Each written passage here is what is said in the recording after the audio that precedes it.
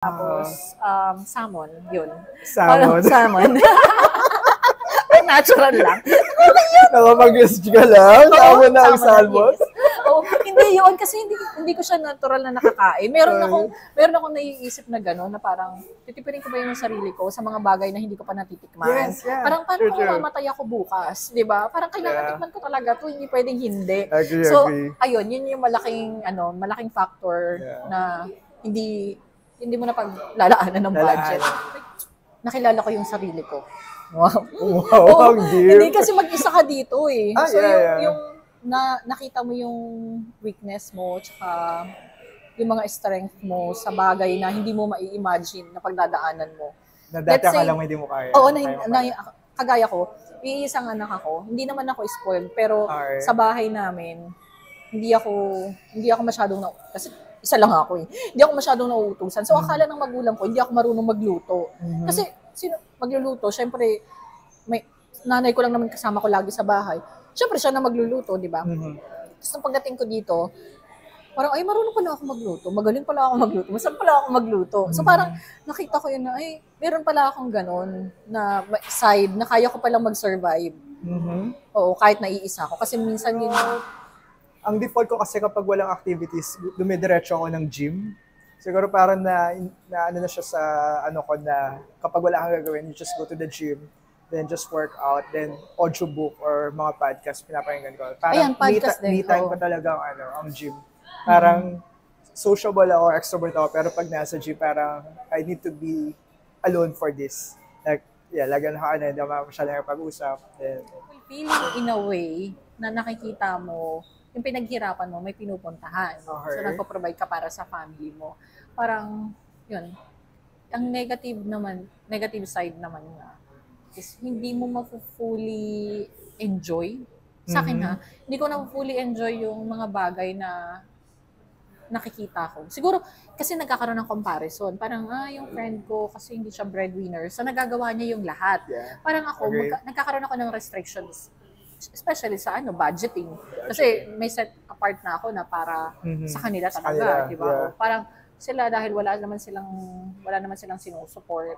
So parang nakukumpara ko, parang gano'n. Well, nahihilig ako maglaga-laga lang ng mga prutas, mga gulay. O laga lang, parang gano'n, oo. Tapos, kasi nga feeling ko sumobra akong taba. Diba? Hindi naman. So may mga nagtinginan talaga tayo. Nag-i-skip ako ng meal.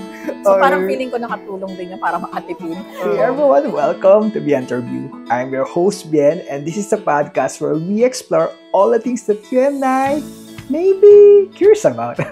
I'm also sharing what I've learned from my own experiences, the good, the bad, and everything in between.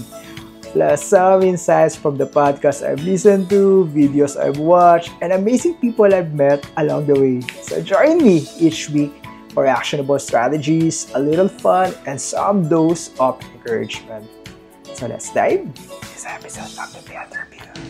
In this episode, I talked to Jeneline Sampoy, another overseas Filipino worker based in Singapore for more than 14 years now. A graduate of industrial engineering, now she's currently working in an oil and gas firm. One interesting thing about her is magaling siya magkwento. She's one of my favorite storyteller of all time and magaling din siya magluto. We've been friends for more than a decade now, kaya sobrang excited ako to share this interview sa inyong lahat. In this interview, by the way, we talk about her storytelling skills because sabi ko magaling siya magkwento, her OFW life, paano niya mas nakilala yung sarili niya nung naging OFW na siya, yung mga regrets niya, also yung preparation niya bago siya pumunta sa isang date, the importance of community, friendship, and her breadwinner story. So, let's start. Pag nakikita kita or whenever I remember you, the first thing that comes to mind is ang galing mo mag-storytell. Like, sabi ko, you are one of the few person that I know that whenever you share your stories, nadadala mo kami doon sa scenario na pinagdaanan mo or na-experience mo. Like, galing. Parang, paano niya kami nadala doon sa scenario na like last time na kwento mo about sa hospital, nung hospital yung mom mo. So, paano mo nagawa yan? I mean, paano sa tingin mo na-develop yung ganyang storytelling? Because I've been reading a lot of books about how to make good storytelling. And so, sobrang natural Talaga ba? Hindi siguro gift siya. Okay. Yung parang kinalakihan ko dahil iisang anak ako. So pag nakikipaglaro ako sa labas, minimake sure ko na masulit ko yung oras. Okay. Yung ganon. Tapos, naging factor din siguro yung Sunday school teacher ako. So, di ba kapag ka Sunday school teacher ka, kailangan makwento mo talaga yung story. Sa mga bata. Oo, sa mga bata. Ang hirap makatch yung attention nila. So, kailangan live. Sa Pinas yan o dito? Sa Pinas. Oo. Hindi ko So, alam. kailangan, hindi talaga ba? Ang tagal natin magkaibigan, di ba? So, kailangan lively ka. Tapos, kailangan, yung attention nila, kailangan nasa iyo talaga. Yeah. So, feeling ko, factor yun. Yeah. Tapos, friendly talaga ako. Wow. Yun. Yeah. Actually, that's Oo. one of the reasons bakit siya yung ginawa kong guest dito. Because she has her way of sharing her stories na talagang madadala ka. So, as we progress with the conversation now, hopefully madala niya kayo dun sa gusto ko. Dalhin niya sige. tayo.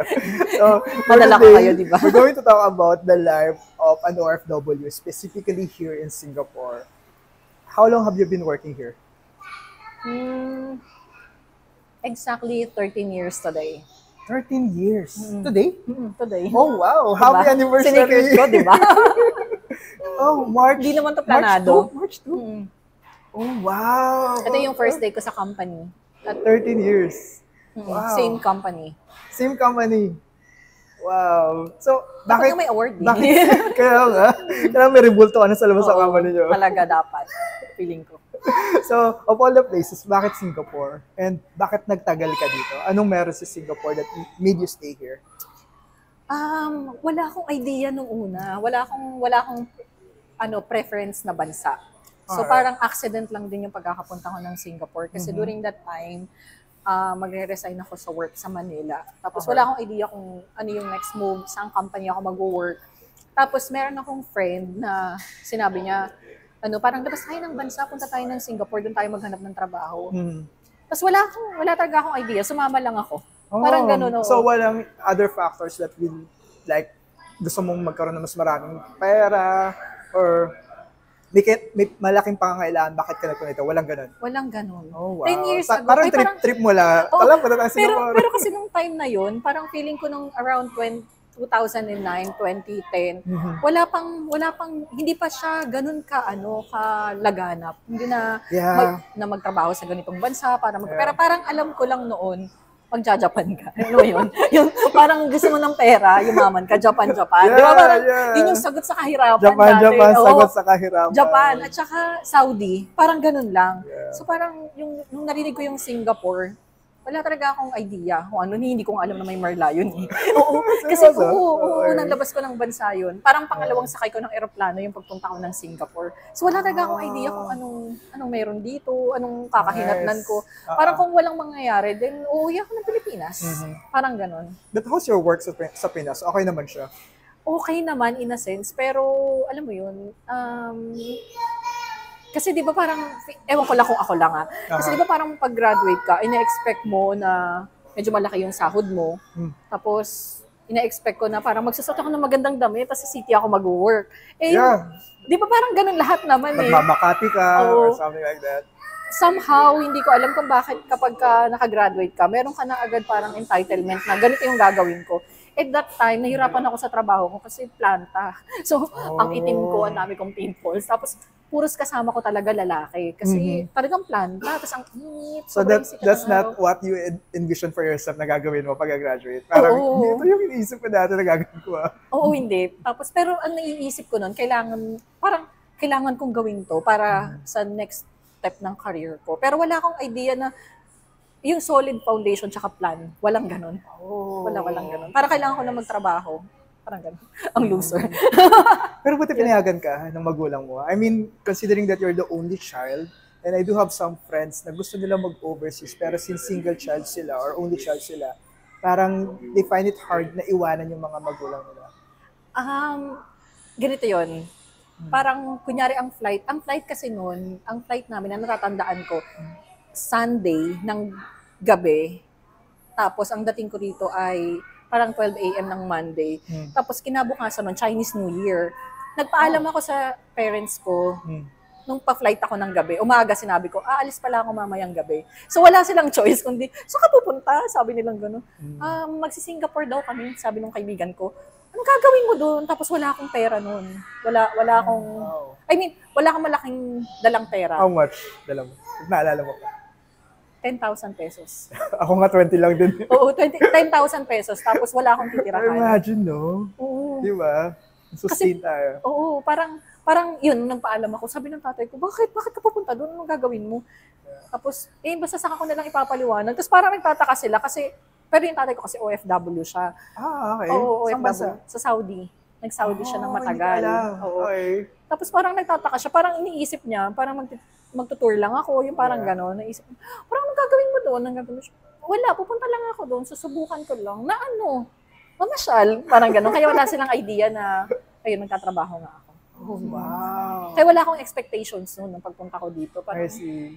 Go with the flow. Yeah, go with the flow. Kung sakaling wala, di uwi. Oo. I see. But how's your life when you were starting here? Kamusta yung pagsisimula mo dito? Like, nahirapan ka ba when it comes to the adjustment? Kasi ako, nahirapan ako. Siguro mga sabi ko sa mga iba kong friends, it took me like 6 months to adjust fully sa lifestyle here sa Singapore, sa communication, sa cultural differences, and sa work. Lalo sa work, parang it took me a while to adjust fully doon. Ikaw, how's your starting stage dito sa Singapore? Good for me kasi nga dahil wala akong expectations. Wala talaga, parang nung ang tanging naiisip ko lang noon na pagdating ko ng Singapore, makita ko kung ano yung meron. Kasi nagandahan ako sa airport. Yung parang excited akong lumabas. Pero Terminal 3 noon. Terminal 3. Ang simple pa, di ba? Pero ang laki. Tapos aircon, tapos carpeted. So, hindi yun yung ina-expect ko. Yeah. Parang gano'n.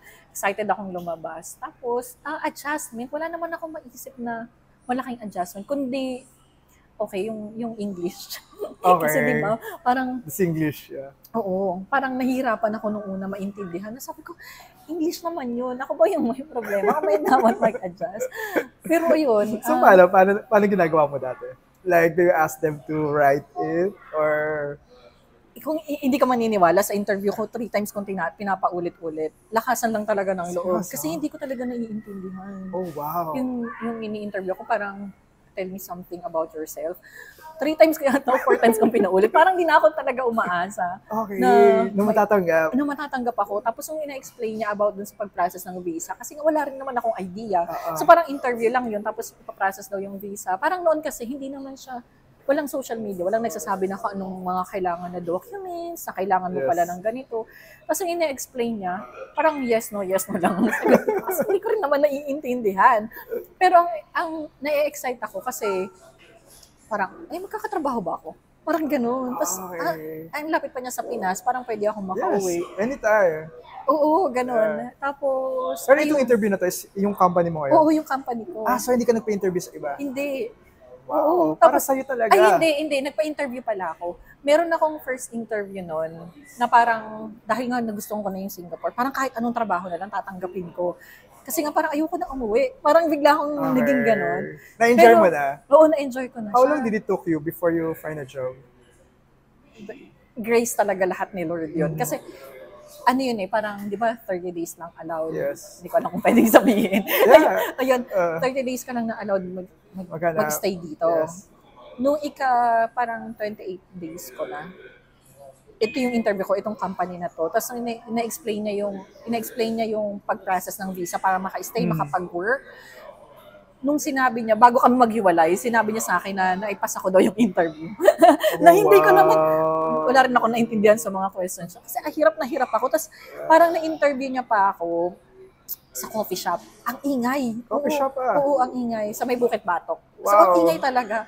Tapos, di ba maingay? Matao dun Yes. Oo, matao dun. Yeah. Tapos, nung sinasabi niya na sa akin na ipaprocess namin yung visa mo tomorrow. Parang, okay, may visa pala. Parang ganon. Tapos, parang ang natandaan ko lang, tinanong ko kung gaano katagal. Kasi, in-inform na ako nung kasama ko sa bahay na 30 days nga daw. Tapos, yung pag-process ng visa, medyo matagal. So, siguro daw mga 3 days, 4 days. Kasi noon, di ba ganun lang naman? Mabilis. Oo. Tapos, so parang kinabukasan, inform niya ako na, submit mo na yung mga documents. Oo, mga documents na kailangan, parang blah, blah, blah, ito. Tapos pag-submit ko sa kanya, parang kinabukasan inform niya ako, approve na daw yung visa ko. Wow. So ito yun. Ito yung araw na yun ay hindi. Parang Feb 20, parang gano'n. 28. Oo. So ayun. So wait, dumating ka March? Hindi, dumating ako ng early Feb. Kasi early Feb. Chinese New Year yun. Tapos yung company mo, March 2 ka nagsimula? Oo. Wow. So parang yun. Say by the by God's grace. Ayun. Okay, so you've been here for more than a decade now. In fact, you're 13 years na sa company mo. Exactly. Let's go now to the cost of living here. Like, tumagal ka ng 13 years, hindi ka nahirapan when it comes to adjustments sa cost of living. Because in comparison sa Pinas, hindi ganun kabigat yung cost of living. Here, malaki yung sahod mo, but the cost of living is sobrang taas. How is it in your experience? Like, sa bahay, kuryente, pagkain, and everything. Siguro lifestyle talaga siya. So individually, meron tayong set of style kung paano natin iraraos. Someone. Oo, iraraos. Yeah. Hindi ako masyadong maluho. Hindi ako masyadong parang hindi ako pala bilay ng mga bagay-bagay. Pero matakaw ako. So sa lahat ng marami akong gustong i-try na pagkain. May mga restaurant na parang biglang gusto kong i-try yung mga pagkain. Yeah. Yung cost of living, mahal dito. No? Sobrang mahal. Yeah. Lalo ng bahay. Oo, bahay. After nitong pandemic, parang grabe. Ang mahal ng bahay. Ang mahal ng bahay. Yes. So, mag-a-adjust. Pero, ang galing kasi ng Pilipino, diba? Mag-a-adjust ka talaga. You can find ways, yeah. Oo. Sa akin, personally, nag-adjust ako. Medyo nabawasan yung pagkain-kain sa labas, yung mga ganon. Oo. Kaya? Ako nahirapan ako. I mean, dati, trinay ko na isang buwan, like, I think around February last year. Hindi talaga lumabas. Like, I skip meeting people. Parang hindi siya naging okay sa mental health ko. Parang, tatrabaho lang ba talaga ako? Para sa pera lang ba talaga to? So, sabi ko, okay, I need to strike a balance. Like, at least once a week, may imi-meet ako para good for my mental health. Medyo magastos siya, pero somehow, manageable naman. Pero minamanage ko namin sa expectation na, okay lang ba? Medyo low-key lang tayo, lalo na pagpatapos na. At agkampang na yung sahod. Yeah. Sa akin,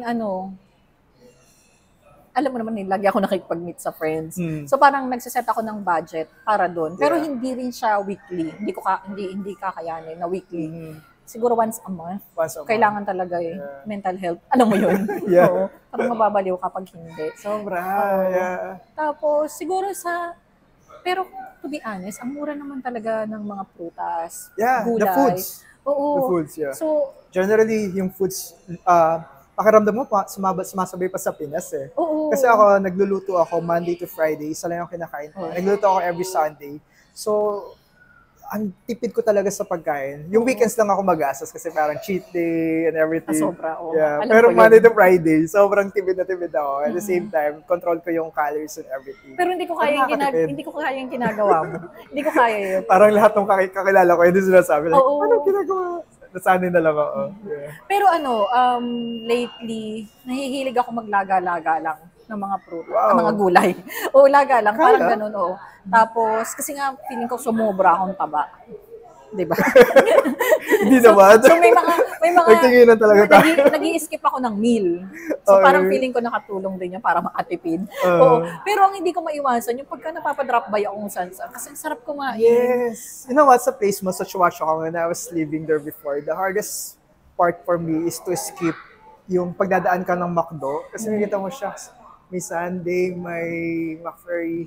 Parang sabi ko, bakit ba nandyan yung McDo na yan? Parang at nasa daanan isa siyang temptasyon na kailangan mo ma-overcome bago ka makauwi. Pero ako kasi hindi ako pala fast food. McDo. Fast food. Hindi. That's good. So parang... So ano mo? Saan ka nag-guilty or something na... So pag mag-iikot ako kunyari sa NTUC, sa grocery, tapos niikutan ako, makikita ko mayroong pasas, raisins. Medyo weakness ko siya, yung mga ganun, tsaka mga nuts. Medyo mahal yun eh. Okay. Oo, yun, mga nuts. Tsaka raisins. Tapos, yung mga hindi ko pa na-try, tapos, salmon, yun. Salmon. Natural lang. Nakapag-guess ka lang? Salmon na ang salmon? Oo, hindi yun kasi hindi ko siya natural na nakakain. Meron akong naiisip na gano'n na parang titipirin ko ba yung sarili ko sa mga bagay na hindi ko pa natitikman. Yes, yeah. Parang paano kung True. mamatay ako bukas, 'di ba? Parang kailangan tikman ko talaga 'to, hindi pwedeng hindi. Agree, So, agree. ayun, yun yung malaking factor na hindi mo na paglalaanan ng budget. Yeah. May ganun kasi akong thinking. Ganun. Kasi hindi ako masyadong palabili sa damit. So, nababawi siya. Yeah. Nababawi siya sa ganung side. ganun, feeling ko. yeah. Pero yung mga common na, kunyari, rent, tapos electricity, water bill, yung mga ganung bagay, nga, mahal. Mahal Lalo talaga, ngayon. no? Tsaka, pamasahe, yung top up. Yeah. Di ba mahal ngayon? Yeah. I was Parang like yun yung dati. malaking factor na add sa basic budget. Yes. Ako din dati, parang may certain amount na okay lang. Then eventually, sabi ko, shucks, ba't yung kinukulang na to? Same naman yung dinadaanan ko everyday. So, tumaas nga. Ng 15% to 20%. Yeah. Tumaas nga. Pero anyway, lahat naman ngayon umaangal na. Pero blessed pa rin tayo. Diba? Yeah. Can still save somehow. Oo. And okay naman yung working condition and everything. So, yeah. That's nice. Sa foods, I think same tayo. Foods din yung pinaka-weakness ko. Like ako, lagi ako nag-yogurt and Wow.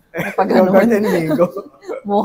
So, lagi yogurt and mango. But when I was new here, same sa'yo, meron akong part na yung mga na-deprive sa akin ng bata, like the inner child, healing, Oo, di ba? Parang sabi ko, kailangan matry ko lahat yun or magawa ko dito na ma-experience ko siya. So, when I was new here, like the bacon, the popcorn, the Yakult, everything na pakiramdam ko, hindi ko masyadong na-enjoy ng bata, yung mga Coco Crunch.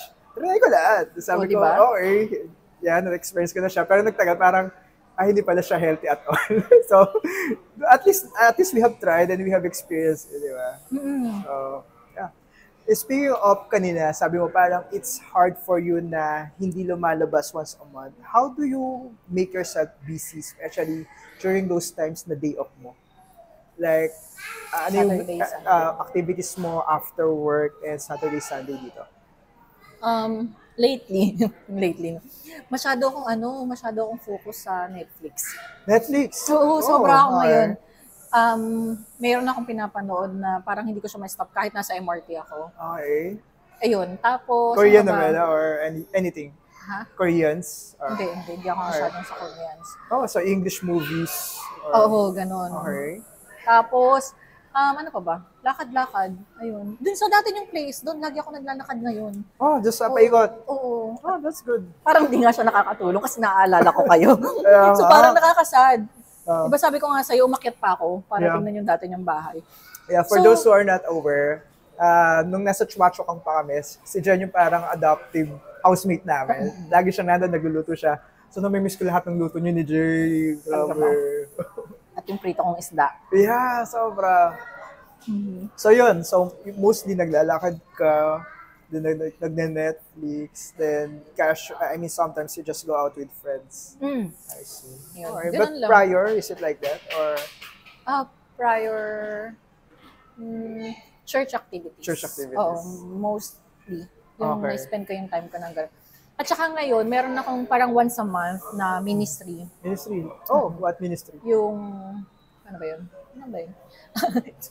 Hindi yung sa ano siya, sa parang home for the aged. Okay. Yeah. Ayun. I have a friend kanina, nag-ano siya sa yung cleaning ng mga wheelchair, ginawa ng mga ka-LG ko. So, Parang kami naman food distribution. So, ayun, parang ihahang mo lang sa mga door nila. Yeah. Yun, once a month yun. That's good. Just every Saturday. It's like giving back.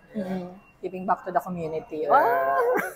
Ayun yung mga mga pinaglalaanan ko ng Alaanan panahon. Oo. Ako naman, siguro, ang default ko kasi kapag walang activities, dumidiretso ako ng gym. Siguro parang na ano na siya sa ano ko na kapag wala kang gagawin, you just go to the gym, then just work out, then audiobook or mga podcast pinapakinggan ko. Parang Ayan, podcast din. me time ko talaga ang gym. Parang sociable ako, extrovert ako, pero pag nasa gym, parang I need to be alone for this. Like, yeah, lagi na ako, hindi ako masyadong pag-usap.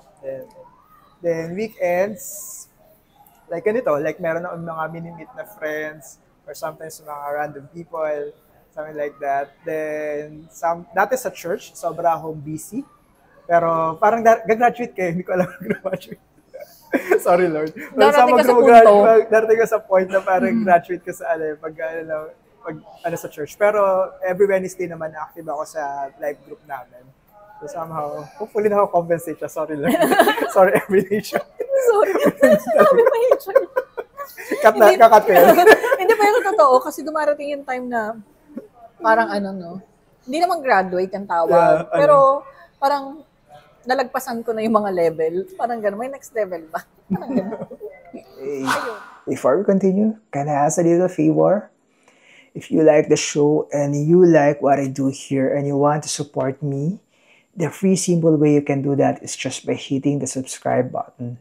And my commitment to you, if you do that, then is I'll do everything in my power and in my capacity to make sure that the show will be better every single week. I listen to your comments and feedback. I'll find the best guests and I'll continue to do what I do best, which is to interview people. So, thank you. What are the 3 things that you think na idulot sa'yo in a positive way ng pagiging OFW? Makalalim naman yan. Kailangan man talaga 3. Pwede na magdagdagan, pero the first 3 things that comes to mind.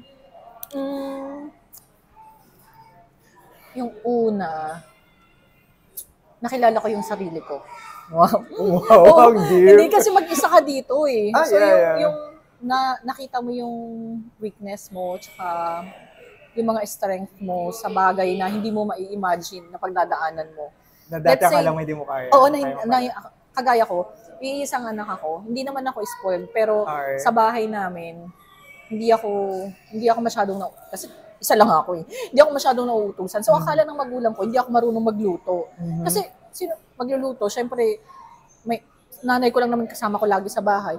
Syempre siya na magluluto, di ba? Tapos nung pagdating ko dito, parang, ay, marunong pala ako magluto. Magaling pala ako magluto. Masarap pala ako magluto. So, parang, nakita ko yun na, ay, meron pala akong ganon na side na kaya ko palang mag-survive. Oo, kahit naiisa ako. Kasi minsan yun yung sinasabi ng ibang tao na pag-iisang anak ka, hindi ka marunong magluto, hindi ka marunong kumilos sa bahay. Yeah. So, yun, nakilala ko yung sarili ko. Alright, that's one. Oo. Pangalawa, nakita ko yung ibang culture. Kasi sa Pilipinas, wala ka namang ibang makakasalamuha kundi Pinoy, di ba? Yeah. But sa akin, ewan ko sa iba. So, parang nakita ko na yung ibang kultura, kung paano sila mamuhay. Parang kagaya dito sa Singapore, di ba? Palaipon yung mga tao dito. Basically, makikita mo. Dakiyasu. Oo, dakiyasu. Tsaka, yung sobrang pagtitipid nila, makikita mo na ang sisimple ng buhay nila, paulit-ulit yung damit, di ba? Pero, ang ayos ng bahay, maganda yung buhay. Parang, very feeling ko, maganda. So, ayun, yung culture nila, tsaka, siguro yung pagpapalakad ng government. Kasi ang ayos ng Singapore eh. Di ba? Or, sa tagal ko rito, ang ayos niya eh. Parang makukumpara mo yung governance dito tsaka sa Pilipinas. So, ayun. Okay. Nakakatulong siya in a way na nakikita mo yung sarili mo sa community. Kagaya dito, let's say, sa Pilipinas, hindi ka makakapaglakad ng madaling araw. Dito nagagawa natin. Yes, yeah. Di ba? So, may mga ganun. So different. Oo. Di ba? Tapos ang safe. Para sa mga, lalo sa mga, babae, lalaki, kahit maglakad ka ng hating gabi dito, wala sa yung gagalaw. Kung jogging ka ng madaling araw. Wala silang pakialam, di ba? Napakaraming CCTV. Oo. Tsaka yung factor na walang pakialamanan, hindi ka dito mahihiya na gawin yung gusto mo. Yung parang nasa lugar ka na wala sa yung manghuhusga. Let's say, kunyari magdadamit ka lang ng kahit na hindi ka tititigan, wala silang pakialam sa'yo. Hindi kagaya sa, hindi naman lahat, pero lahat sa Pilipinas. Di ba parang, pagka kunyari pupunta ka ng mall, kailangan presentable ka. Dito, parang, hindi kung ano lang yung suot mo, hindi ka nila husgahan. Kahit hawakan mo yung mga bagay na hindi mo afford, wala silang pakialam. Hindi ka nila i-stop para tingnan mo yung presyo, parang ganun, wala. So, parang akala nila afford mo, kahit hindi. Somehow, for me, never din ako naka-experience ng discrimination dito. Siguro may certain instances, pero hindi siya yung ramdam na na-discriminate ka. Siguro dahil they're very multiracial here, so sobrang sila sa racial harmony and hindi mo mararamdaman at all. Yeah. Ako naman, the first 3 things that comes to mind, una, syempre, finances. I think working here has enabled me to finance not just myself, but also my family in a much better way because whether we admit it or not, mas generous talaga yung pasahod dito. Kasi yun nga, mahal din kasi yung cost of living. And because of that, since nakakapagpadala ka sa family mo, and nakakapag-travel ka along the way, nabibili mo yung mga bagay na hindi mo nabibili dati. Nakakain mo yung mga hindi mo nakakain sa Pilipinas. Yeah. Baka tayo lang. Yung iba okay naman sila. Parang komportable naman sila. Ayun. Second for me is growth. I think similar sa experience mo. I mean, you would realize that you've been growing so much here. Being alone, being independent, being exposed to different types of people. Na hindi ka na masyadong conscious. Hindi Kasi, ka masyadong conscious, sa Pilipinas, parang may factor na mahihiya ka kapag hindi ito yung set of environment na lumaki ka. Di ba yung parang, sabihin na natin, pagka village saka village, di ba? Parang iba yung factor na, kunyari dito ka lumaki, tapos may makikilala kang ibang tao, magkakaroon ka ng, parang, i-distansya mo yung sarili mo. Pero dito, maibe-blend in mo yung sarili mo. Kasi wala naman silang alam tungkol sa'yo. Di ba? Wala naman silang, walang ganon. Yan. True. I think dito somehow kasi ramdam mo yung fairness. Like you will see those yung mga artista nga or sometimes mga celebrity. Makikita mo along the way. Like minsan nasa gym or sa makakasalubong mo. And they're like normal people here. Oo, yun yung isang bagay. Mas wala kasi silang pakialam. Yeah. Parang kaya mo nga magpanggap kung sino ka dito eh. Parang ganun, di ba? Yeah. And the last thing for me, I think yung relationship and I think mabarkada rin naman ako sa Pinas, pero dito parang lumala yung pagiging ko. Mabarkada. So, I kind of grow my community here and nakakalala ko mga different types of people na I can consider as real friends. Like kayo nila, Jay. Wow! Nakakaiyak naman. Yeah. So, ayun. Okay, now let's go back. I mean, we have talked about the positive side of working here in Singapore, the benefits. And how about those not so good ones? Like, yun naman not so good ones. Like, do you have any regrets na nag-work ka dito? Oo. Or like, for example, kung ibabalik yung panahon, like, gonna start working here, ano yung mga babaguhin mo na pwede mong baguhin kung sakali? Like, sa akin personally kasi, medyo nung nagtrabaho na ako dito, dahil nga sobrang komportable, napanatag lang ako, no, para magtatrabaho lang ako, kikita ako ng pera. Tapos hindi ko na mamalayan, tumatanda pala ako. Okay. So tumanda na ako, parang, kasi alam dito, di ba, parang hindi ka naman magiging stable na forever ka mag-work dito kung hindi ka permanent resident or citizen. Yeah. So na-miss out ko yung part na yun. Parang may naririnig lang ako, pero sobrang dahil komportable ako, hindi ko naisip na kailangan magkaroon ako ng future plans. Yung stability. Kung dito ba ako or sa ibang bansa. Parang nagkaroon ako ng fear, dahil sobrang komportable ako dito, nagkaroon ako ng fear na lumipad pa sa ibang bansa o tingnan yung ibang lugar. Parang ganun, kasi nga sobrang komportable ako. Tapos ang lapit niya sa Pilipinas, hanggang sa bigla na lang isang araw. Kagaya ngayon, bigla ko na-realize, 13 years na pala ako. Kanina pagkagising ko. Tagal na. Oo, ang tagal na noon. Pero kasi sa bilis ng oras dito, hindi mo talaga mamamalayan unless parang may tatapik sa'yo na, uy, gising, kailangan mong magkaroon ng plan. Parang gano'n. O, sumasagi naman siya sa isip ko, pero hindi, kasi sobrang komportable.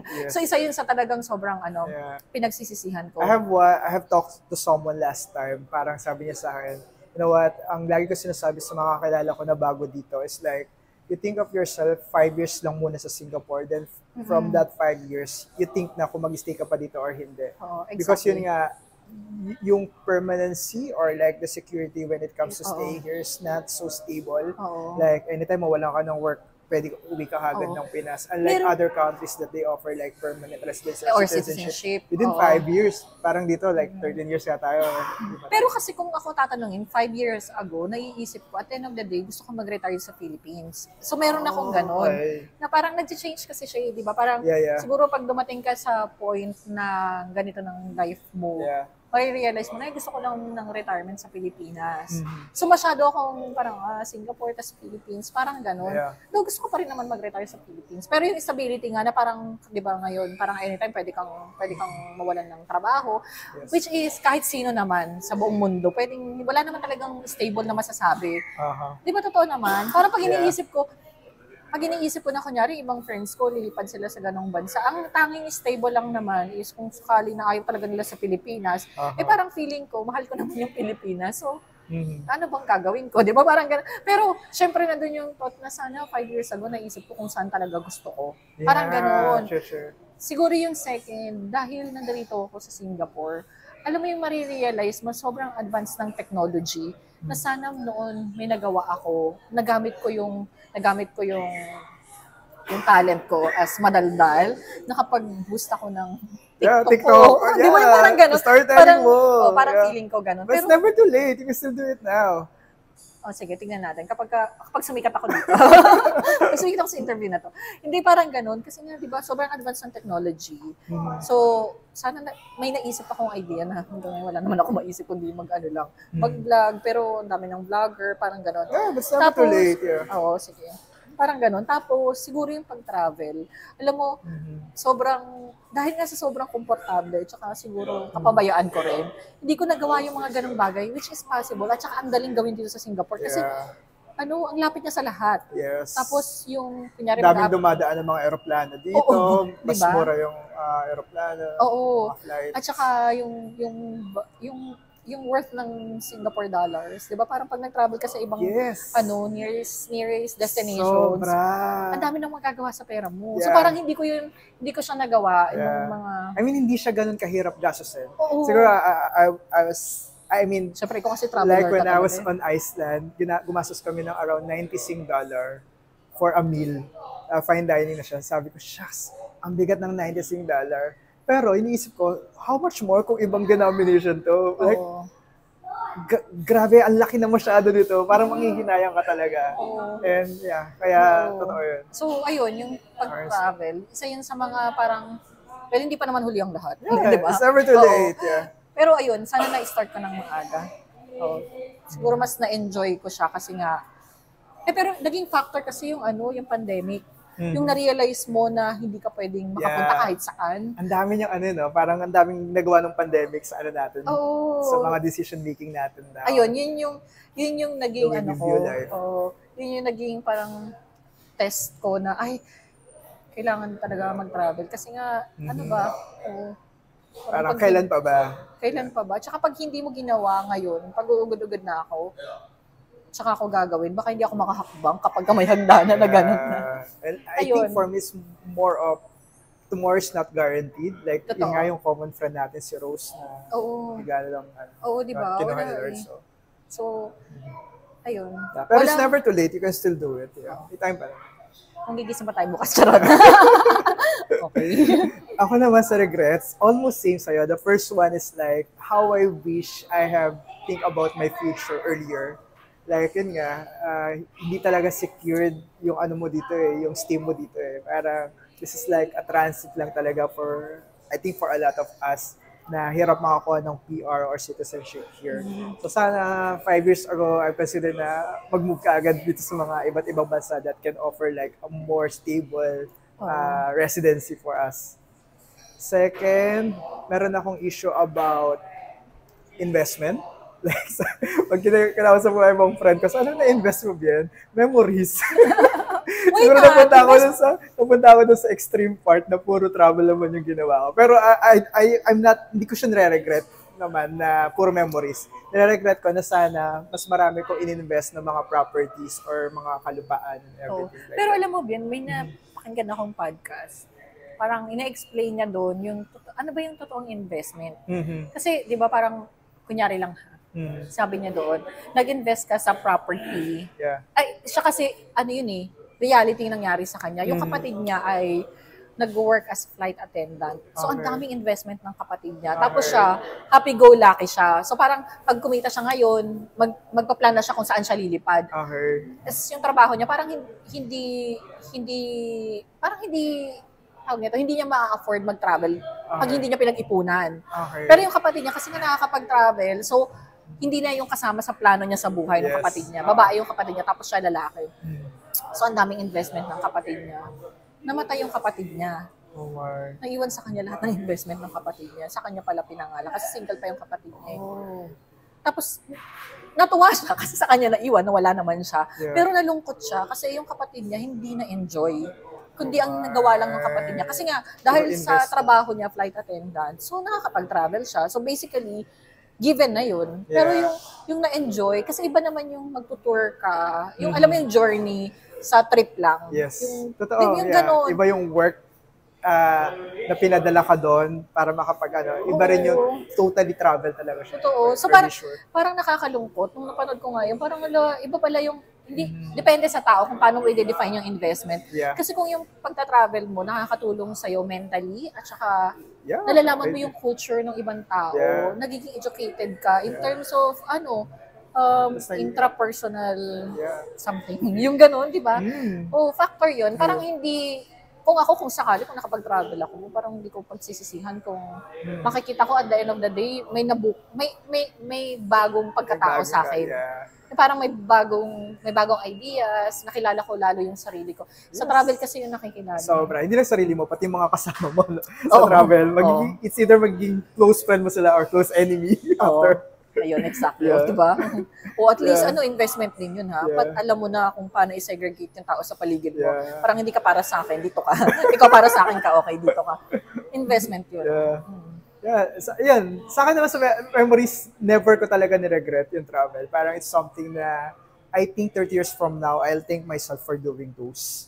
Sabi nga the concept of memory dividends, like when you travel earlier, yung happiness na nadulot sa'yo ng travel na yun, hindi lang siya on that moment. Kumbaga, dadalhin mo siya each and every year of your life. Like pag naalala mo sa ganitong travel mo sa ganito, ganyan. Nag-a-adapt siya sa happiness eh. Siguro kaya, factor siya kaya naging masayahin ako as a person. Because I've experienced those. So yun nga, ang issue ko lang talaga is, sana nag-invest ako sa mga properties na I don't know, siguro mas binalansi ko. Pero it's never too late pa naman. So, pero maganda rin naman na talagang may investment ka, especially mga real estate, mga ganon. So, ayun. Wala nga naman late, pero nakapag-invest naman ako. Ano pa bang regret ko? Regret talaga? So far, yun. I mean, kung meron akong babaguhin nung bago ako dito, wala na. Siguro yung dalawa lang. Ikaw, may naisip ba? Career? Okay. Career? Siguro, nag-aral pa ako. Kasi pwede. Pwede dito, di ba? So, sana nag-aral ako. Pero hindi pa naman late. Siguro nag-aral ako kasi parang feeling ko, kung nakapag-aral pa ako ng ibang course or kahit mga short courses, baka, nag-nurse. Nag-nurse, ang takot sa dugo. May naisip na ako ngayon. Similar dyan. I hope nung bata ako, mas nag-explore ako ng different works dito sa Singapore. Like, ako kasi nag-stay ako sa isang company or 2 companies lang. The first one is only 4 months. The second one is like, yung ngayon, sobrang tagal ko na, 11 years na, going 11. I do regret somehow na sana mas nag-explore ako sa ibang company na nag-try, mas lalaki definitely yung sahod. Pero at the back of my mind is like, ngayon kasi para paramdam ko, it's too late na and I don't want to expose myself with too much stress kapag lumipat ako ng iba pang company whatsoever. So, sabi ko, sana nung bata ako na mas kaya ko pang i-handle yung lahat ng stress. Sana ginawa ko. Pero, siguro somehow the security, the safety, and okay kasi yung work culture sa company ko. Kaya hindi ko siya ginawa. Pero somehow naging regret ko siya. Pag sobrang komportable ka. Pag sobrang komportable ka, napanatag ka na sa sitwasyon mo, until you will realize na, ba't hindi ko nagawa yun? Kasi bigla na lang bigla na lang parang, tapos na pala yung moment na, secured ako, safe ako, parang ganon. So, ayun. That is quite interesting for me. For you. Akala ko for me. I think for you also. How would you describe the dating scene here in Singapore? Wow, parang ikaw pala yung excited. Sa dating. Sobrang safe kasi makipag-date dito sa Singapore. Okay. Do you think it's more open or conservative compared to other countries? Hindi ko naranasan mag-dating sa Pinas eh, so wala akong idea. Oo.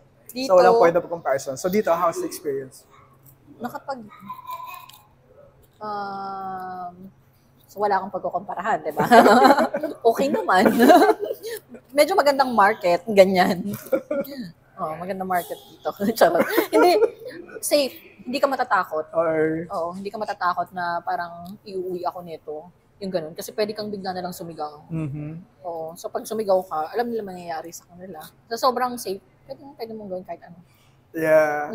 I was talking to my friends. Sabi ko sa kanila, doing online, the dating app here in Singapore is almost everyone is into dating app because with that factor nga na sobrang safe.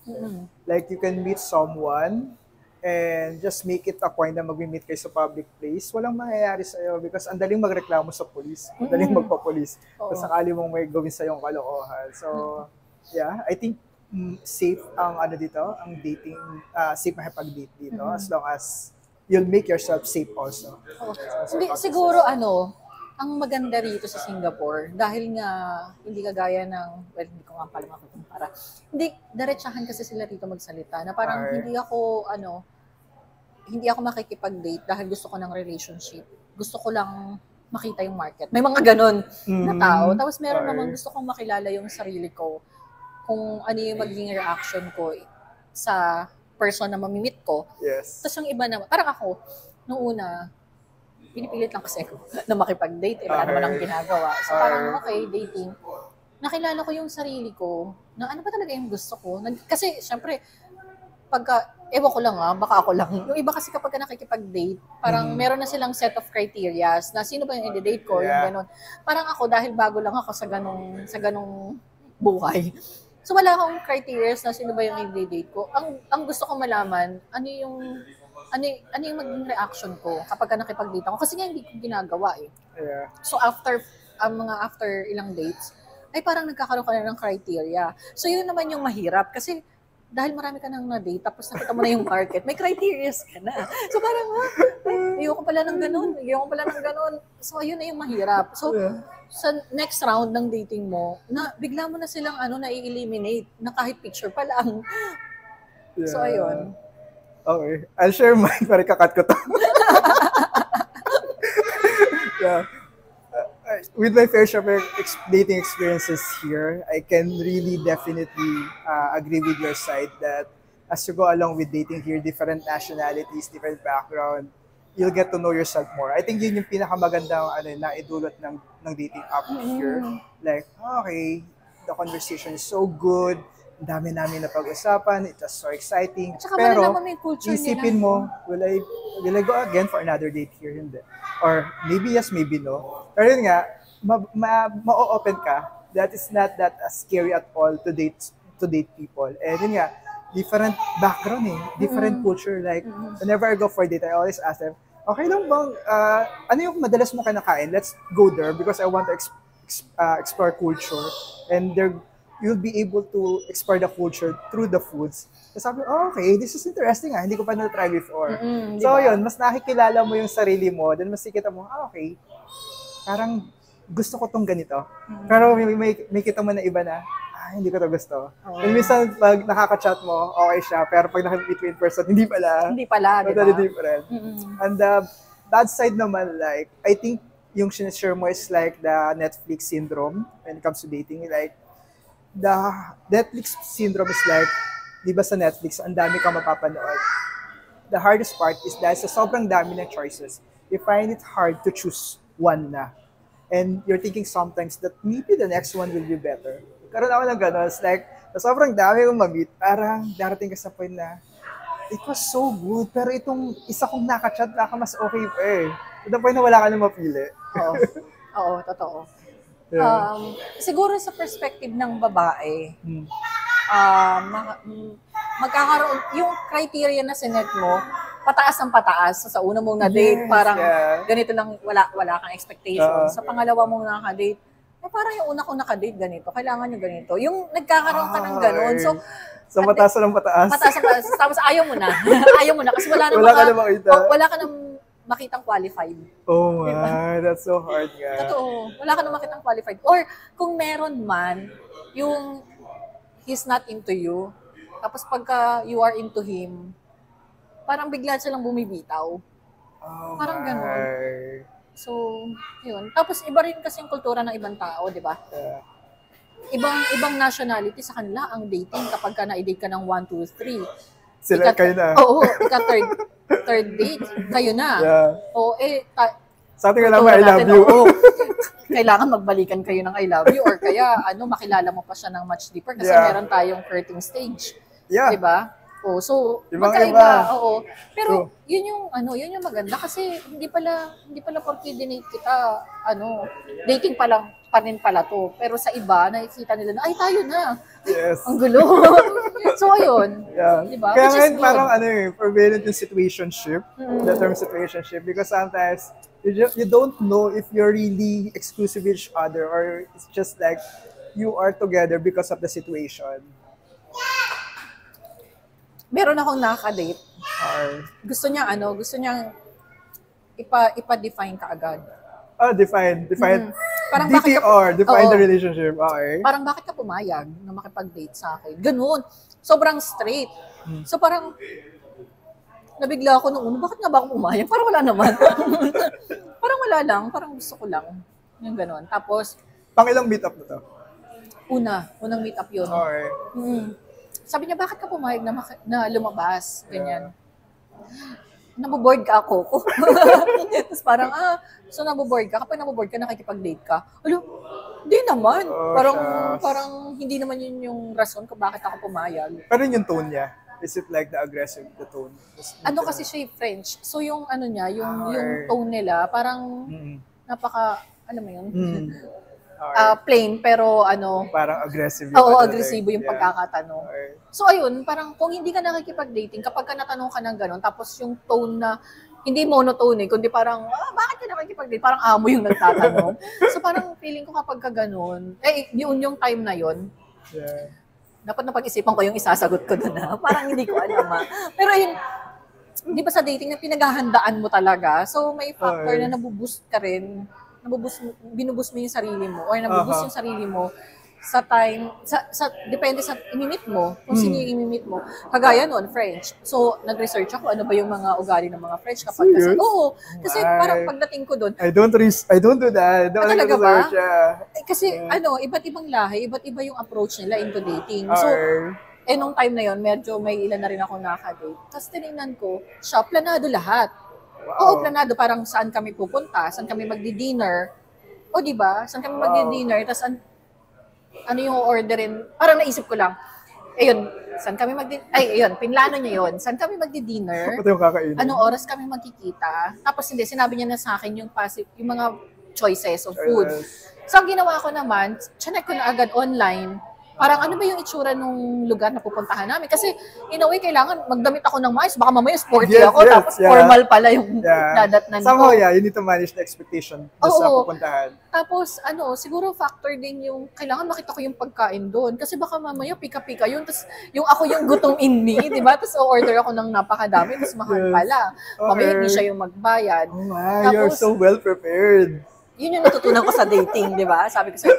Tapos, kagaya nun, French, dinala niya ako, yes. Hindi yung restaurant na pinagpa-reservan niya, puro wine. At saka yung yung platter, cheese platter. Hindi naman ako, hindi ako umiinom. Na parang, parang iinom ako, tayo lang. Pero pagkatapos, borlog na, di ba? Hindi yung, parang makikipag-usap pa ba ako pagkatapos ng ganito. Yeah. So, nung nalaman ko na parang ganun lang yung mga choices, ang ginawa ko, kumain agad ako sa bahay. Bago ko umalis, kumain na ako. Para pagdating ko dun, kung order man siya ng wine, busog ako. Di ba? Parang ganun. Tapos, mga cheese, okay naman sa akin yung cheese. O, di ba? Tapos, nag-research pa ako na parang, paano ba sila, nakikipag 50-50 ba sila? Yeah. Di ba interesting? Ikaw Dutch? Oo. So, ang nice, di ba, makipag-date. Yeah. Kasi kilala mo yung ibang kultura. So, So, sa naganda kanila, ako. Dutch or what? Oo, Dutch. 50-50? 50-50 talaga. Ay, pag-asos ka. Oo. Pero in-enjoy ko naman. Yeah, true. So ayun, di ba? Tsaka okay lang naman sa akin, siguro sa mga first date, na wala naman kaming commitment, okay lang. Pero hindi ako naniniwala sa 50-50. Kailangan ikaw, no, lalakad ko yun. Parang gano'n. That's the Filipina in you. Oo, The that's the Asian Filipina in you. in me. Hindi pwedeng 50-50. Ikaw ba magbubuntis? Parang gano'n. Pero yun nga, kasi kapag ka-dating, wala pa naman siyang responsibility. Yeah. Di ba? Wala pa naman siyang... It's like getting to know each other. Oo. Ayun. And giving the chance na to get to know each other more and see if we'll go to the another stage or not. Pero yun yung natutunan ko, di ba? Handa ako. Kasi naglagay ako. Kasi paano kung, kunyari, cash lang yung dala ko. Ay, card lang yung dala ko, wala akong cash. Tapos makikita ko yung bill. Tapos sasabihin niya, 50-50 kami. O, di ba, paano? Di ba? Parang ganun. Tapos, ayun, the way din silang manamit. Kagaya no, nakita ko, ay, parang medyo semi-formal. Yung pinagdalahan niya sa akin. Ano suot mo? Nag-semi-formal ako. Nakadress ako. Yung parang gano'n. No? Diba? Parang ang saya din isipin na parang lalabas ka tapos makikipag-date ka kasi hindi ko naman na-experience yun. Yeah. Oh, so, something new for something you. new. Oh. So now, I want to ask, how is it being a breadwinner? Because I've known you personally. You are like the only child, parents mo. And you've been supporting them for quite some time now. Until MMK na pala to. Yeah. So, I mean, I've met a lot of OFW, like some of my friends, and one of the struggles that they encounter is like being a breadwinner. Like, sometimes they do find na wala silang choice in life, but just to support continuously unlimited sa family nila. How is it like being a breadwinner for you? Sa akin, ang nung una, siguro nung nakahanap ako ng work dito, di ba, pagdating ko, nung mga time na yon, I feel so proud. You feel so proud, yeah. Oo, na breadwinner ako. Alright. Parang hindi ko nararamdaman yung hirap, hindi ko nararamdaman yung pressure. Kasi ang naiisip ko lang noon, parang yung purpose kung bakit ako nagtatrabaho is for them. Alright. Parang ganun. Yeah, so parang fulfilling siya para sa akin. Noon, fulfilling siya. Pero lately, medyo ang hirap. Kasi siguro dahil nagmahalan lahat. So, ang dami mong nasa-sacrifice sa buhay for them. Pero hindi ko naman siya sinasabi negative or heavy for me. Pero fulfilling in a way na nakikita mo, yung pinaghirapan mo, may pinupuntahan. So, nagpo-provide ka para sa family mo. Parang, yun, ang negative side naman na is hindi mo fully enjoy. Sa akin hindi ko na fully enjoy yung mga bagay na nakikita ko. Siguro, kasi nagkakaroon ng comparison. Parang, yung friend ko, kasi hindi siya breadwinner, so nagagawa niya yung lahat. Yeah. Parang ako, nagkakaroon ako ng restrictions, especially sa budgeting. Kasi may set apart na ako na para sa kanila talaga, di ba? Yeah. Parang, sila dahil wala naman silang sinusupport. So parang nakukumpara ko, parang gano'n. Well, gano'n ba yung personal? Parang hindi naman ako nagko-compare. Pero gano'n nga, nakikita ko, ay, nakapunta siya ng gano'n. Ay, nakakain siya ng gano'n. Parang mga gano'ng bagay. Pero pag nakikita ko naman yung parents ko, nakikita kong proud sila sa akin, parang masaya naman ako. Parang gano'n. Hindi ko siya masyadong nararamdaman na parang breadwinner ako. Nararamdaman ko lang siya kapag kunyari, ay, ubos na yung budget ko para sa sarili ko. Saan nga ba napunta yun? Parang yun yung nagre-remind sa akin. I see. So, don't you find it like, di ka naman nababurden at all?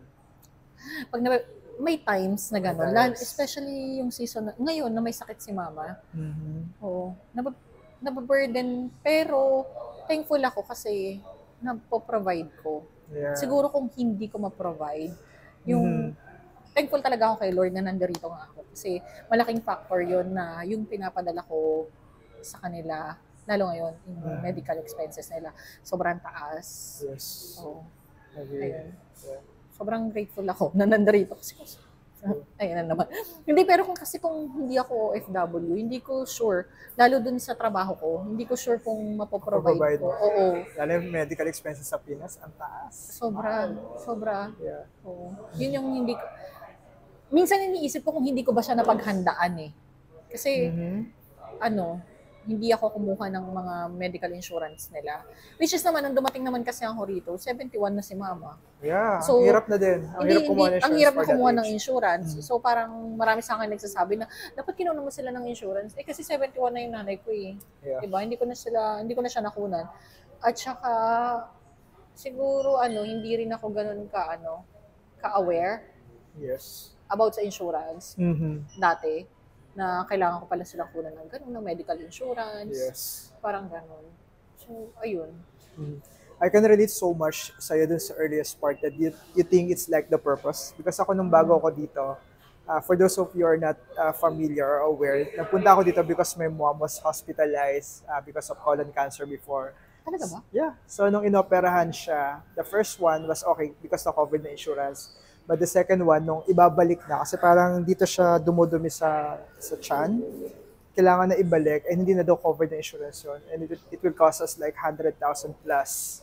Sabi ko, saan tayo kukuha ng perang ganyan? So parang somehow it forced me to move here to Singapore. And nung nag-move na ako dito, pakiramdam ko, well, before pa naman mag-move ako dito, as the panganay, the breadwinner. Yeah, parang it's something that ito yung purpose ko in life. Napakiramdam mo kaya ako naging panganay is maging breadwinner, mag-provide sa family. So, nagpunta ako dito, parang, okay, bigay sa family, bigay sa medication ng mom ko, pagpapaaral sa mga kapatid ko, kuryente, tubig, and everything. So, it took me a while to, hindi siya ramdam eh. Diba? Yeah, hindi siya ramdam. Kasi fulfilling naman fulfilling siya fulfilling na siya. somehow nakakapagbigay ka na sa family mo. Siguro depende na lang din sa environment na kinalakihan mo. Well, ako kasi, syempre, wala talaga kami aasahan. Matanda na parehas yung parents ko. Marami nga nagsasabi na dapat ginawa ko to. Parang, magsabi ko, sige nga, ikaw nga sa sitwasyon ko. Kunyari, isang anak ka, tapos yung both parents mo matanda na 79, 74. Yeah. So, anong gagawin ko? Di ba parang pababayaan ko ba sila Yeah, para magawa ko lang yung mga gusto mo gusto. Oo. Yeah. Tapos parang minsan may mga nakikita ko na dapat hindi a lot is your sudden. Oo. Hindi mo dapat ginagawa yung ganito, dapat nag-invest ka sa sarili mo, dapat nag-aano ka. Teka lang kasi yung medical bill ng nanay ko 35,000 a month. Yeah. Lately, So parang, hard, yeah. paano? Anong gagawin ko? Di ba? Parang, Agree, minsan madaling sabihin yung mga bagay kapag hindi ikaw yung nasa ganung sitwasyon. Yes. Kaya nung napunta ako sa ganitong sitwasyon, dati kasi ang dami kong point of view. Yung parang ganon. Dumating ako sa parang, ay, dapat ganito, dapat ganon. Yung parang nagmamarunong ka sa buhay ng may buhay. Yes. Pero kapag ikaw na yung nandun sa sitwasyon na yon, ang hirap pala. Ang hirap. Yung parang, marami ka lang pwedeng sabihin at gawin. Ay, marami ka lang pwedeng sabihin. Pero pag ikaw yung nandun, hindi. Kung ano lang yung nasa harapan mo, yun lang talaga yung haharapin mo. Oo. Kaya, Agree. well, this season teach me also not to be a judgmental person and to be kind. Kasi lahat ng tao may pinagdadaanan. Yeah. Breadwinner ka man o hindi ka breadwinner, as OFW, marami ka talagang pinagdadaanan na hindi mo alam na pinagdadaanan mo. Yeah. Or aware ka, pero ang hirap niyang i-express. Yeah. Parang you will have your own seasons talaga. It's not every day na okay yung situation. And meron talaga mga circumstances that will challenge you and yun nga. And will, parang doon mo realize na okay. And will humble you. And will humble you. Maraming mga ganon na sitwasyon ako sa buhay na parang akala mo nandito ka pero may mangyayari tas it will humble you. Yeah. Na parang bigla mo ma-realize, oh Lord, teka lang Lord, parang ganon. True. So ayun, bilang breadwinner. But if there's any message or like tips or mapapayo mo sa mga magiging OFW na breadwinner sila, is there anything that you can share to them? Number one, siguro dapat talaga ma-establish mo yung goal mo. Kasi, di ba parang ako nung lumipad ako dito, wala akong idea kasi. Parang ngayon sobrang lawak na ng community. Pwede kang makinig kung saan-saang stream na para malaman kung ano talaga yung gusto mo sa buhay. Siguro makilala mo yung sarili mo, tapos mag-establish ka ng goal. Okay. Kung as OFW, ilang taon ka lang magtatrabaho sa ibang bansa. Tapos gusto mo ba na at the end of the day, magre-retire ka sa Philippines o sa bansa na pinili mo? Okay. Yun yung pinaka-factor na dapat titignan mo pag magiging OFW ka. Tapos number two, kung Mahirap kasi masabi kung magiging breadwinner ka o hindi. Kung ang sitwasyon mo na ikaw lang talaga ang nagpo-provide para sa family mo, so well be it. Pero make sure na at the end of the day, kapag wala ka nang mai-provide sa kanila, I hope na napagplanuhan mo or planuhin mo na meron kang something para sa sarili you take care mo. for yourself first. Oo, kasi ang hirap tumulong ng tumulong, tapos pagka sa huli, sagad na sagad ka na. sagad ka na. Parang, Mary Catherine Bernardo. oo, pero parang, kasi di ba totoo naman, wala ka naman talagang choice kapag ikaw lang talaga yung aasahan. Yes. Pero, kailangan talaga matuto kayo. Ang mahirap kasi sa Pilipino, masyado tayong emotional. Yeah. So kapag wala na silang pera sa Pilipinas, nagsabi sila, wala na kami pera dito. So ang tendency, ang gagawin natin, magbibigay tayo. Oo, yeah. di ba? Parang pag iniyakan ka na, wala na kami pera dito, ganyan, mamamatay na kami sa gutom. Parang dati naman tayo kumakain na. Parang buhay pa naman tayo ngayon. So parang kailangan magkaroon ka talaga ng tolerance sa ganun. Parang kapag nagbigay ka ng, let's say, nagbigay ka ng 35,000, tapos kailangan ganun lang. Yeah. Kasi kapag nang-exceed ka pa sa ganun, ikaw naman yung mawawalan. Kaya maraming mga parang ang tawag doon, parang stress na hindi na dapat nasasama sa stress. Kasi nga, masyadong nai-stress yung budget mo para sa sarili mo. Tsaka, siguro wag kang mag-guilty. Wag kang magigilty sa mga bagay na ginagawa mo as long as wala ka namang sinasaktan. Yeah. Yun, ang tagal kong bago natutunan yun. Kasi masyado akong conscious sa mga taong nakapaligid sa akin. Na iniisip ko, pag ginawa ko to, baka kasi may masabi sila tungkol sa akin. Kasi nga bilang isang provider, parang baka pag nakita lang ini-enjoy ko to, sobra kasi ang social media nadja-judge ka na kaagad. Kahit na picture mo pa lang yung nakapost. Parang, saya-saya naman yun, hindi niya ba alam ganito, ganyan. So, parang ayun, kailangan wala ka talagang pakialam. Kailangan sarili mo lang, tsaka yung pamilya mo lang, yung mahal mo lang. Kasi wala ka naman nasasagasaan. Oo, i-enjoy mo talaga. Sobrang, doon ako, feeling ko, natuto ng sobra. Dahil masyado kong, naging conscious ako sa mga tao nakapaligid sa akin, na nagkaroon ako ng status na inalagaan. Pero buti na lang ang tagal ko pinag-pray na Lord, tanggalin mo yun kasi ayoko ng pride, ayoko nang iniisip nila para sa akin, naaalagaan ko yun. Ayoko nang may ganun. Parang, mas wala akong sinasaktan, wala akong pakialam sa buhay nyo. Gawin nyo lahat ng gusto nyo. Gagawin ko lahat ng gusto ko. Hanggat hindi kayo ang naglalatag ng pagkain sa lamesa ng pamilya ko at sa lamesa ko, wala talaga akong pakialam. I-enjoy ko yung buhay. So, yun. Pag magiging OFW, mag-establish ka ng goal. Talaga, kung ano yung gusto mo. That's good. Ako naman, nakarelate ako doon sa part na sinabi mo that you need to set a limit sa mga family. For me and kay Mabet, na kapatid ko, somehow it works for us na nung bago pa lang kami dito at nagbibigay kami sa family sa Pinas. Kinausap ko siya na ito lang yung ibigay mo. And somehow it works na alam ng family ko na ito lang yung marireceive nila, na walang drama-drama.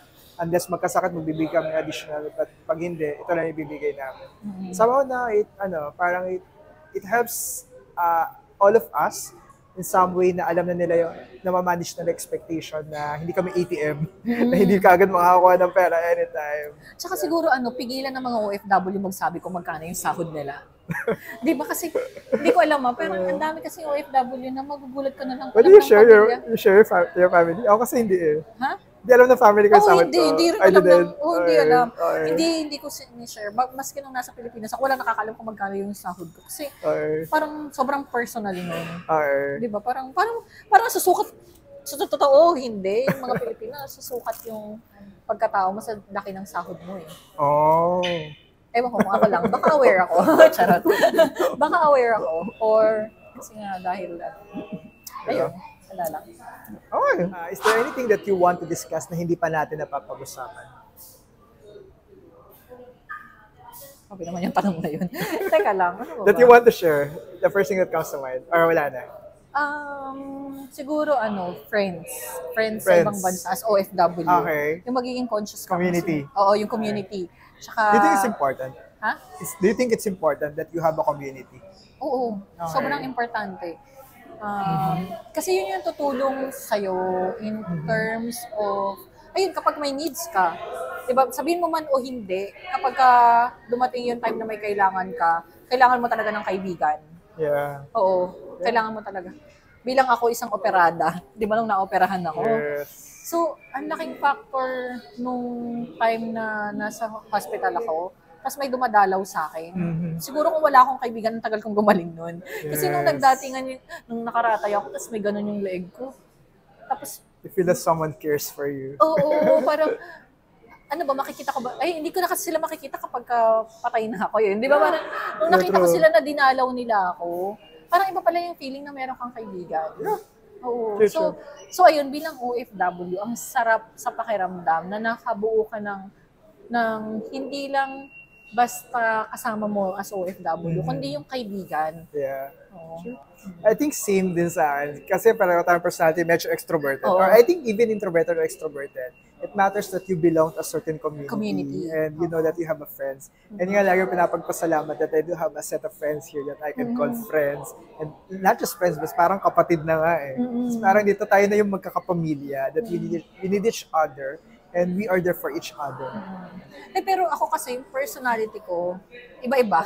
So parang may iba-ibang sets ako ng friends na iba yung attitude ko dito, iba yung attitude ko doon, iba yung... Kasi hindi naman pare-pares ng stage ng life. Yes. 'Di ba? So parang ikaw, kasama kita sa church, meron tayong mga part Set ng of buhay values, na natin. Oo, yeah, na yeah, values na ganito tayo eh. May iba So, tayong set of friends-wise, friends. Ito, kalokohan. Puro kalokohan Oo, yung ito kalokohan. pag-usapan. Itong set of friends Yung ko mga na to. jologs to. Oo, jologs yan. Hindi yung pwedeng galawin yan. Kasi di ba yung parang Gusto mo gano'n? naman, yeah. At saka yun yung nagpo-fuel sa'yo sa mga ginagawa mo. Yeah. Di ba kapag may friends ka na parang, let's say, a traveler, di ba? So ikaw as a traveler person, may enjoy mo yung community na yun. I've learned this from a book. And sabi niya, if you want to achieve something or learn something that fast, you be in a group that will make you feel that what you're doing is sometimes parang somehow normal.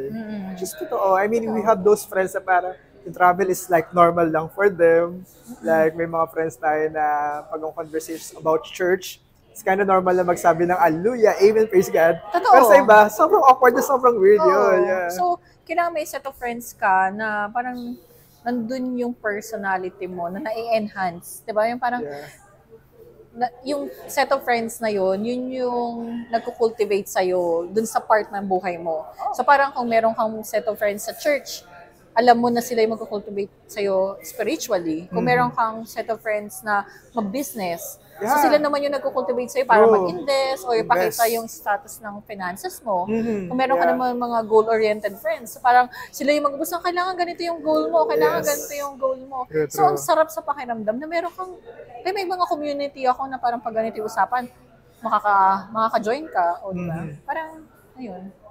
True. Another question, how long do you still see yourself working as an OFW? Maybe not just here in Singapore, but in other, do you still see yourself working as an OFW? Kaya naman kasi yung see yourself, hindi ko nga nakikita yung sarili ko eh. Parang ako lang ba yung ganun? Hindi ko na gusto magtrabaho. Wow, retirement na. Retirement na. Magre-retired. Sana all. Hindi ko na nakikita yung sarili ko na magtatrabaho. Gusto kong bumuo ng family. Gusto kong magkaroon ng asawa, gusto kong magkaroon ng anak. Oo, gusto kong magkaroon ng business. Wow. Parang ganun yung nakikita ko. Hindi ko na nakikita yung sarili ko na magtatrabaho. Pero kung kung ilang taon pa, sa sitwasyon ngayon, yun yung nakikita ko, yun yung gusto ko para sa sarili ko. Pero sa sitwasyon ko ngayon, like yung parents ko, di ba, parang ako yung breadwinner. Sa sitwasyon ngayon, sa dami ng gastusin namin. Parang hanggat buhay pa yung parents ko, kailangan. Hindi ko alam kung ano. Oo. Kailangan pa. Oo. Dapat OFW pa ako. Yeah. But I know the time will come na hindi na siya magiging ganun kabigat. Or darating yung time that everything that you're going to spend, it will just be for the betterment of each and every one of you. And I think ganun naman yung nangyayari ngayon. Pero yun nga, mas may enjoy mo na lahat ng mga pinaghihirapan mo. Oo. Sana So maybe this is just the season for you. Na parang rainy season or parang may storm lang. But definitely the storm will just pass. It will come. Pero nai-enjoy ko pa naman ng Singapore. Parang nakikita ko pa nakikita ko pa si Singapore nakasama ko. Ewan ko lang si Singapore. Pero, sarap kasi, diba? I mean, siguro dahil nga komportable tayo dito. Oo. Ayun. Okay, that's it. For my last question, if there's a bite size of idea that you want to share to any aspiring OFW? Ano yun? Be productive. Be productive. Mm-mm. Or, In any stage. Yung parang kahit anong ginagawa mo, kailangan productive ka. Hindi naman kailangan na maging successful ka, pero productive. Meron kang something na ginagawa para maging magaling ka sa isang bagay. Parang, so be it in the music, or art, or something na about yourself. Parang, alam mo ginagawa ko. Hindi. Pero, kunyari, manood ka ng Netflix, so be productive. Productive naman yun. or, Di ba? makes sense. Yeah. Ako siguro, take risk. Parang I think most of us are here because we took that risk and it helps for the betterment of us. Oo. That's all. Thank you, Jen. Thank you. Thank you for this. Appreciate that you have allotted your time for this conversation and my record. Tama. Pero sobrang thank you. Thank you. Consider me. As an OFW. So that ends the interview with Jen. I hope you have learned something and enjoyed our sobrang makulit na kwentuhan. Anyway, if you want to watch my other episode, you can go to Spotify, Apple Podcasts, and YouTube. Just search The Interview. Also, if you enjoyed the conversation, I would really appreciate if you can help subscribe the channel, and in return, I'll provide quality podcasts for you to watch. Lastly, if you have any reactions or suggestions, feel free to comment or DM me. That's it. Thank you and goodbye.